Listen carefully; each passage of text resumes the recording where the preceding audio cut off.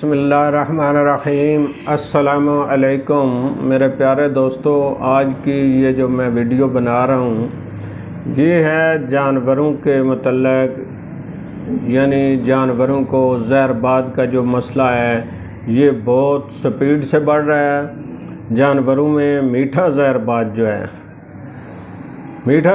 जो है ये जिस तरह इंसान को शुगर अंदर से खा रही है, उसकी हड्डियां खोखली कर रही है, इसी तरह जानवरों के अंदर ये मीठा जहरबाद जो है ये बहुत नुकसानदेह चीज़ है और ये बहुत तेज़ी से फैल रहा है।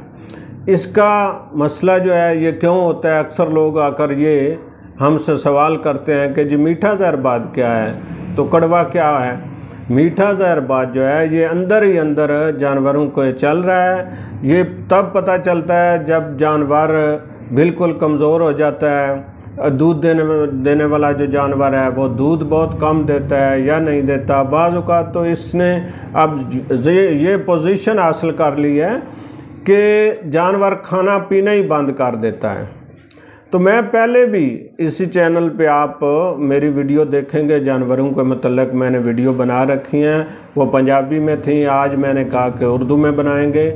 तो उसमें भी मीठे जहरबाद का इलाज भी बताया है, उसके अंदर भी अलामात बताई हैं, लेकिन वो आए रोज़ जो है मीठा जहरबाद जो है ये अपनी अलामतें चेंज कर रहा है। यानी जिस तरह मर्ज़ बढ़ता जा रहा है उसकी अलामात भी चेंज होती जा रही हैं, उसकी अलामात तब्दील हो रही हैं।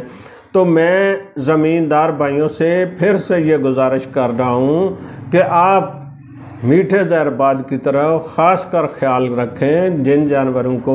उसकी अलामात मैं आपको बताता हूँ, अब तो वो काफ़ी चेंज हो चुकी हैं। ज़मींदार भाई जो हैं वो सिर्फ़ उस जहरबाद को जहरबाद समझते हैं जिसकी सोजन निकलती है, खा वो चेहरे वो अपना जानवर के मुंह पे आ जाए, आँखों पे आ जाए, या कोली पे आ जाए, या टांगों पे आ जाए, तो उसको वो समझते हैं कि इसको जहरबाद है।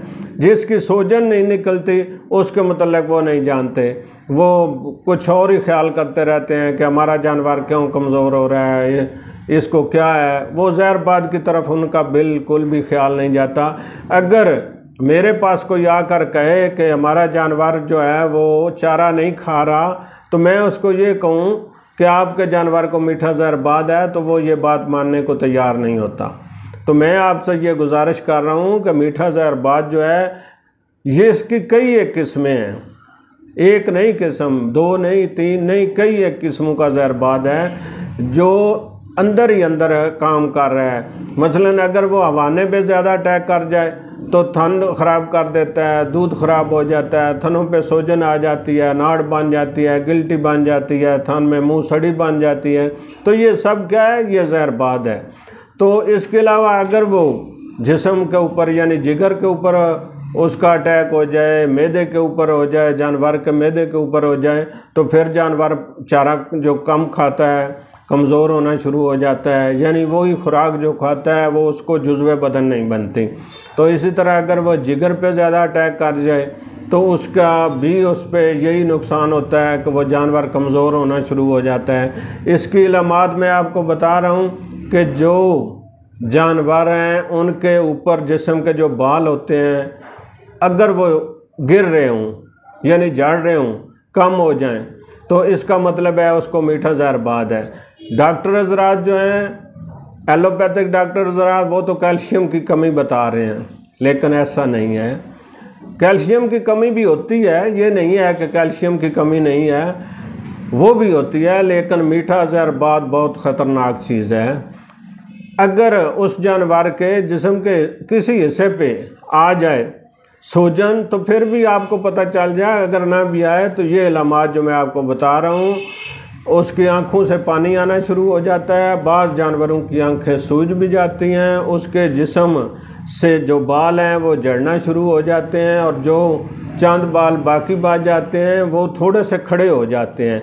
फुल ना खड़े हों तब भी कई जानवरों के तो बिल्कुल ऐसे खड़े हो जाते हैं, कई के जो हैं वो थोड़े थोड़े उठ जाते हैं।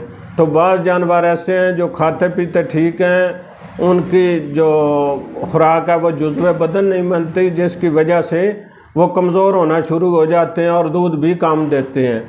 तो ऐसे जानवरों को मीठा जहरबाद है।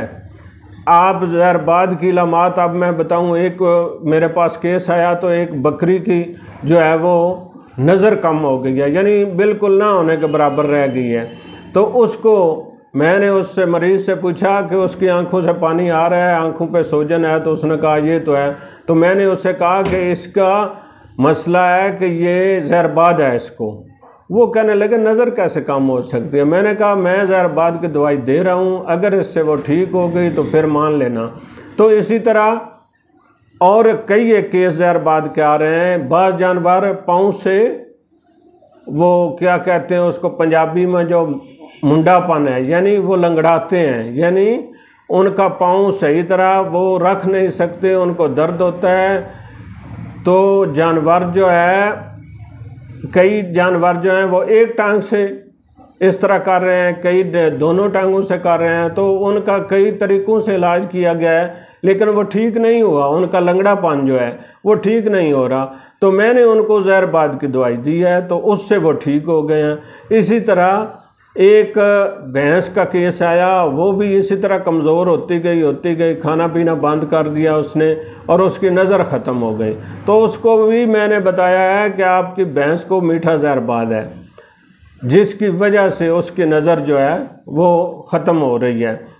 तो इस तरह जहरबाद की इतनी इलामात हैं कि मैं जितनी भी बताऊँ वो शायद ये वीडियो बहुत लंबी हो जाए, आप लोग इसको पूरा सुन भी ना पाएंगे, क्योंकि हर बंदे के पास इतना टाइम नहीं है।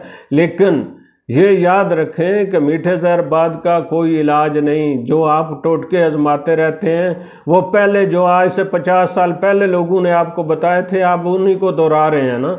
अपने पास तो कोई भी सर्च नहीं कर रहा कि ये है या इसका ऐसे है।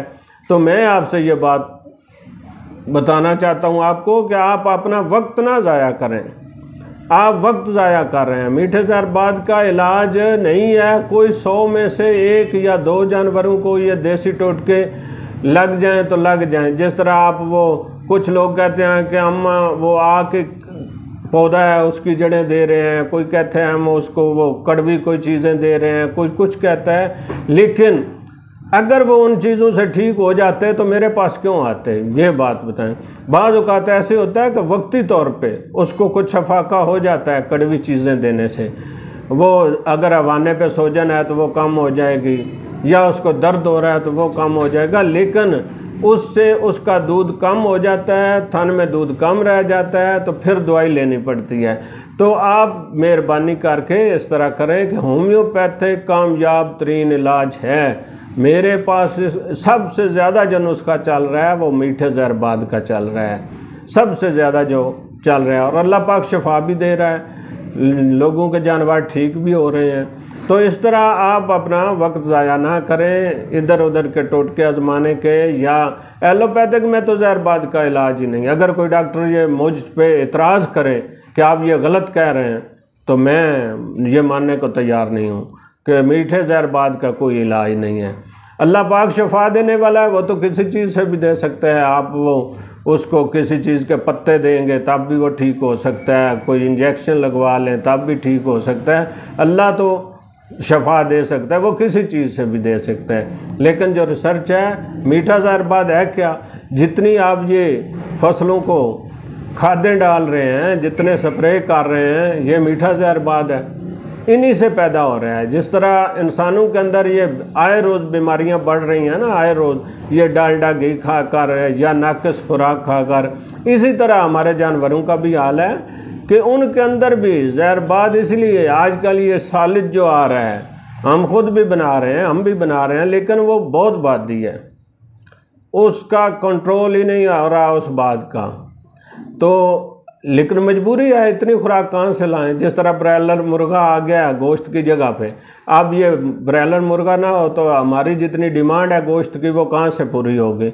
इसी तरह हमारे जानवर जो हैं, जिन लोगों ने बहुत ज़्यादा जानवर रखे हुए हैं, वो सालिज से ही उसको कवर कर सकते हैं। तो सालिज भी, मक्की का जो सालिज है ये बहुत जहरआलूद आप कह लें इसको, ये इसमें मीठा जहरबाद बहुत ज़्यादा है। ये बादी है। बादी क्या है? बादी से जहरबाद बनता है।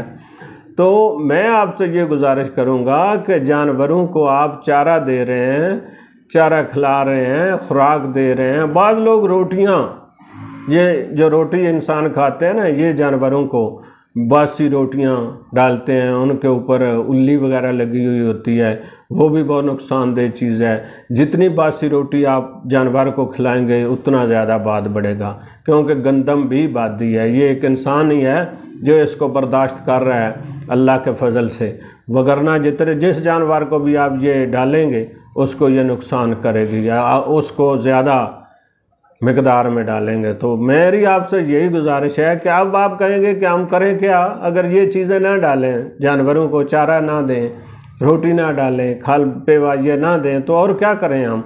तो इस तरह मैं आपसे ये गुजारिश करूँगा कि ठीक है, अपने नुस्खे भी आप आजमाते रहें, लेकिन मैं ये सोचता हूँ ना, आप मेरे पास कोई आता है 20 दिन हो गए हैं जी, 15 दिन हो गए हैं जी ये तकलीफ़ होते हुए, तो पहले अपने नुस्खे आजमाते रहे हैं, फिर फ़लाँ काम किया है, फ़लाँ किसी ने बताया वो किया है, तो अब उसका दूध नहीं रहा, या अब वो बहुत ज़्यादा कमज़ोर हो गई है भैंस जो है, गाय जो है। तो इस तरह मेहरबानी करके आप अपना वक़्त भी ज़ाया ना करें। इस तरह करेंगे तो आपका टाइम भी वेस्ट होगा, ज़ाया होगा, और पैसे भी ज़्यादा ज़ाया होंगे। या ज़ाया ही है, जो नुस्खे काम ना करें वो पैसे तो ज़ाया हो गए। हमारे पास आएंगे तो हम भी कहेंगे, पहले आते तो 10 दिन दवाई खिलाना पड़ती है, आप 1 महीना खिलानी पड़ेगी। तो इस तरह इधर भी पैसे ज़्यादा लगेंगे। तो मेरी आपसे ये गुजारिश है कि मीठे जहरबाद का होम्योपैथिक कामयाब तरीन इलाज है, बशर्ते कि आपको कोई अच्छा होम्योपैथ डॉक्टर मिल जाए जो जानवरों को मतलब जानता हो, जिसने जानवरों के लिए मतलब कोई स्टडी की हो या उसका तजर्बा हो, तो आप उसमें होम्योपैथिक दवा से कामयाब इलाज करवा सकते हैं। मैं बार बार आपसे ये रिक्वेस्ट कर रहा हूँ कि अपना वक्त भी ज़ाया ना करें, पैसे भी ज़ाया ना करें। जो ही कोई तकलीफ़ हो किसी जानवर को, तो आप होम्योपैथिक दवाई लेंगे। ये नहीं है, ये अक्सर लोग ये आकर सवाल कर देते हैं कि जी वो हमारी भैंस का वाना है, उस पर इतनी सोजन आ गई, हमने कहा चलो एक बार वक्ती तौर पे इसको इंजेक्शन लगवा देते हैं, तो ये वक्ती तौर ठीक हो जाए, तो बाद में होम्योपैथिक इलाज कर लेंगे, क्योंकि होम्योपैथिक बहुत आहिस्ता आहिस्ता असर करता है। मैं तो हैरान हूँ, वो कौन बख्त है जो ये कहता है कि होम्योपैथिक दवा देर से असर करती है। अगर आपकी भैंस का हवाना जो है उस पर सोजन है, थन पे सोजन है, शाम को आप खुराक देंगे, सुबह तक वो ठीक होगा। अगर आप सुबह को खुराक देते हैं तो शाम तक उसको बहुत ज़्यादा रिलीफ होगा उसी दवाई से। 2-3 खुराकें देने से आपकी सोजन उतर जाएगी उस हवाने की, तो दूध भी ठीक रहेगा। बाज़ लोग उसका इलाज करते करते उस थन को ज़ाया कर देते हैं, वो जहरबाद का इलाज करते रहते हैं, एंटीबायोटिक कोई चीज़ देते रहते हैं या देसी नुस्खे आजमाते रहते हैं। तो क्या होता है, वो सूजन उतर जाती है, दर्द ठीक हो जाता है, लेकिन दूध ख़त्म हो जाता है। भाई उन दवाइयों का, नुस्खों का क्या फ़ायदा जो दूध ख़त्म कर रहे हैं। तो इस तरह आप मेहरबानी करें कि आप होम्योपैथिक का सहारा लें। शफा अल्लाह देने वाला है, लेकिन अच्छा डॉक्टर होना भी ज़रूरी है जो जानवरों के मतलब जानता हो।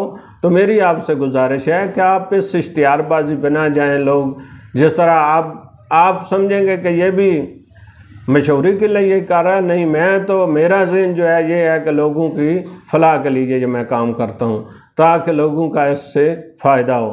तो मैं अब आपसे इजाज़त चाहूँगा कि वीडियो काफ़ी लंबी हो गई होगी।